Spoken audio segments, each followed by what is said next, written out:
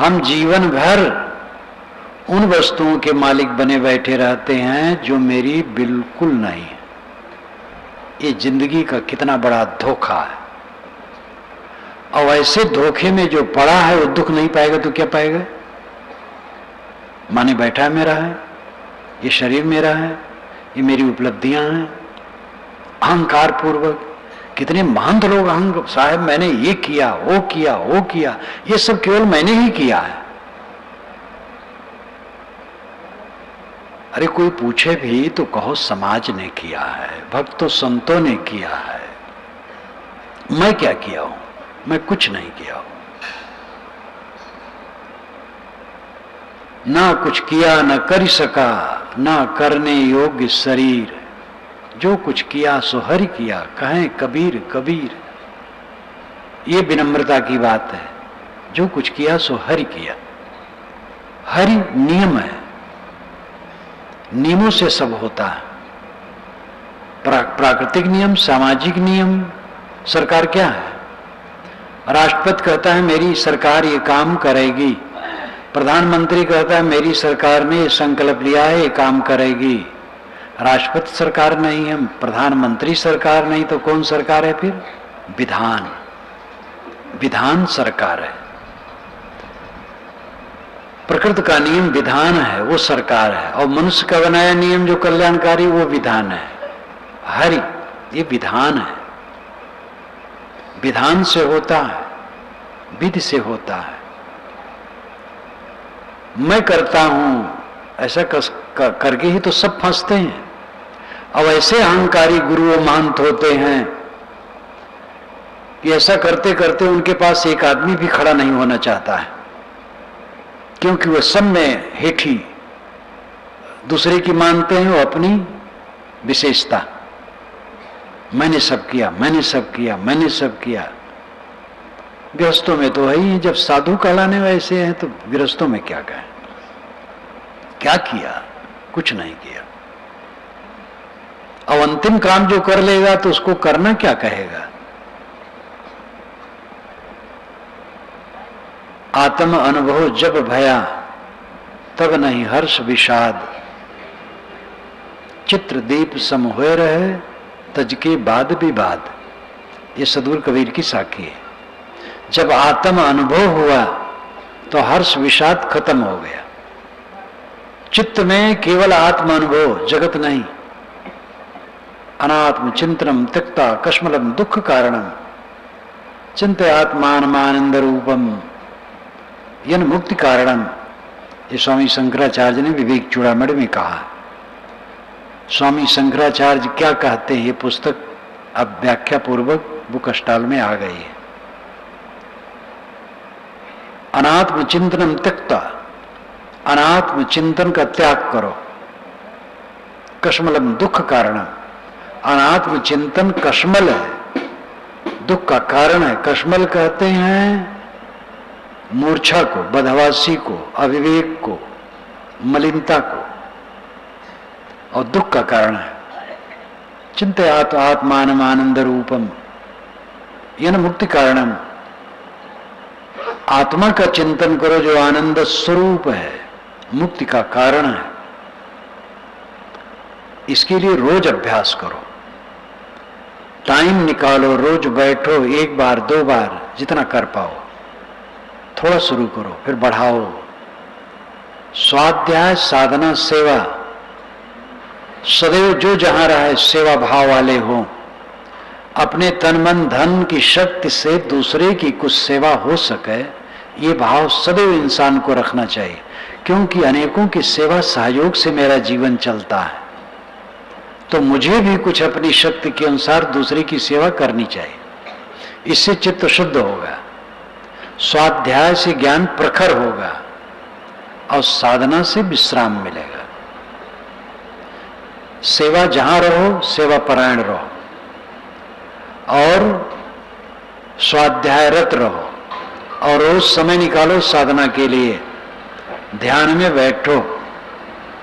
सदगुरु कबीर के विचारों को लेकर के विविध प्रकार के लोग ध्यान की श्रेणी निकाले, अन्य निम्मत वाले। कबीर साहब महायोगी माने जाते हैं, उनके विषय में तो सब में महाविशेषण है। तो संतो सहज समाधि भली, ये सहज समाधि क्या है? जिस पद में ये हेडिंग है उस समय सहज समाधि का पूरा भावार्थ व्यावहारिक सहज समाधि है। कान न मोदो, आंख न रोदो, काया कष्ट न धारो, खुले नयन हंसे पहचानो, सुंदर रूप निहारो, उठत बैठत कबो न छूटे ऐसी तारी लागी। तो हर समय उठते बैठते चलते फिरते निर्विकार मन रखना, ये सहज समाधि व्यावहारिक है। व्यवहार काल में रहते मन निर्मल है। आप खेत में काम करें, नाली साफ करें, शौचालय साफ करें, दफ्तर में काम करें, कारखाने में काम करें, सड़क पर काम करें, मन निर्मल है तो सहज समाधि में है। और जब अभ्यास में बैठे तब सहज समाधि है, संकल्प शांत हो जाना, कुछ न सोचना। ये तो पूरी अवस्था है। यहां तक न गति हो तो साक्षी बने, मन को देखें, संकल्पों को शांत करें। इसमें भी मन न ठहरे तो दृष्टि योग करें। बंद आंखों में जो दिखाई दे अंधकार प्रकाश, उसी में मन को निगृहित करें। मैं कई बार इसको घुमा के इसलिए कहता हूं जिससे दिमाग में आ जाए।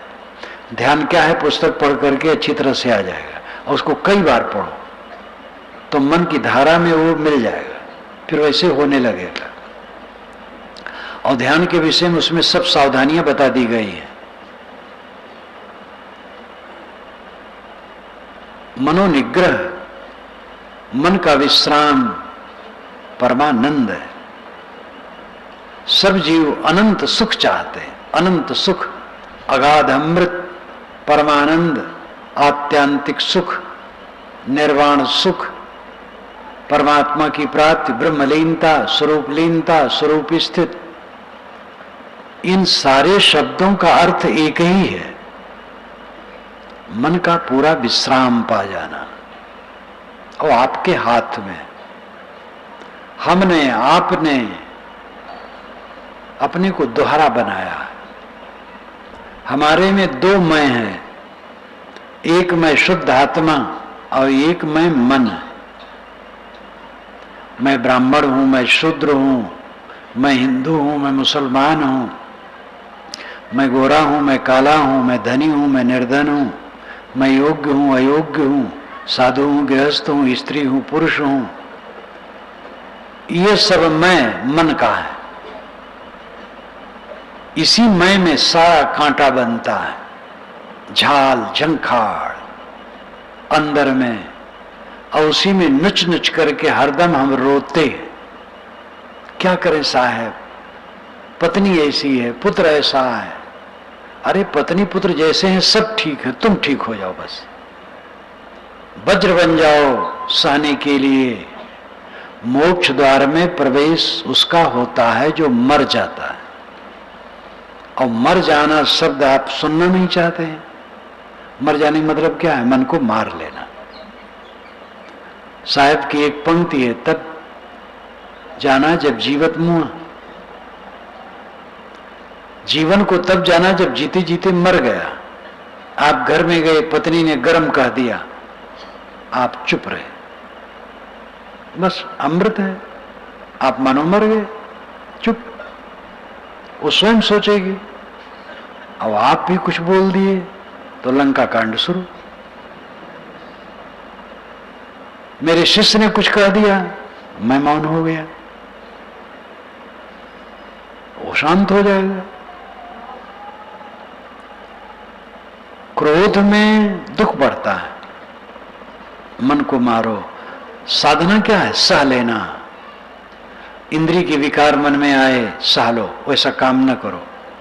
मन के विकार आए, उसको सह लो, ऐसा काम न करो। कोई उल्टा पलटा कहा, उसको सह लो, ऐसा काम न करो। सब समय सहना साधना है। और ये कोई साध ले फिर बेड़ा पार है। घर का काम बढ़िया होगा, परिवार के लोग सुखी हो जाएंगे, समाज के लोग सुखी हो जाएंगे। एक सहनशील आदमी होता है, सब उससे प्रसन्न रहते हैं। करना शुरू तो करो। इस पर ध्यान देने की आवश्यकता और करने की आवश्यकता। लोग करते नहीं, समय व्यर्थ गंवाते हैं। टीवी ने समय बर्बाद किया और कर रहा है। टीवी में मत चिपको। पढ़े लिखे लोग ज्यादा अखबारबाजी न करें। अब तो गांव में भी अखबार पहुंचते हैं। अखबार पढ़ते हो थोड़ा पढ़ो, ज्यादा नहीं। साधक अखबार न पढ़े तो अच्छा है। व्यवहारिक लोग अखबार पढ़ लें, थोड़ा पढ़ें। टीवी वूवी का प्रयोग न करो। कोई अच्छी बात हो देख लो। बिल्कुल व्यवहारिक लोगों को रोका नहीं जा सकता, लेकिन जितना बचाओगे अच्छा है। समय निकालो स्वाध्याय साधना का, अपने को बटोरो। व्यवहारिक समाधि है निर्मल मन का